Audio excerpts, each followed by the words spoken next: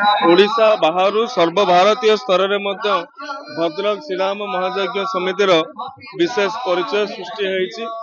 एथर अयोध्यारू आज्ञामाल आसी पाखापाखि 100 रु अधिक मेढ़ कमिटी आखड़ा जहाँ कहुच्छे एथर जोग दौरान मु समस्त को अनुरोध करी शांति श्रृंखलार सहित भक्ति भाव सहित व्यवस्थित ढंग से समस्ते एथिरे सामिल हेबा। आज लक्ष लक्ष जनसमागम होउछि।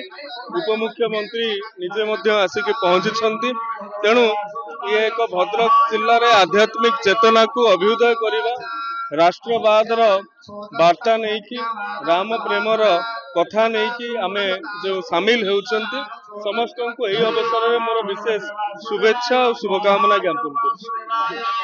मोर सौभाग्य कि भद्रक ये राम नवमी जो महायज्ञ जो महाराली ये से जोग दबार सुजोग प्रभु मते देले।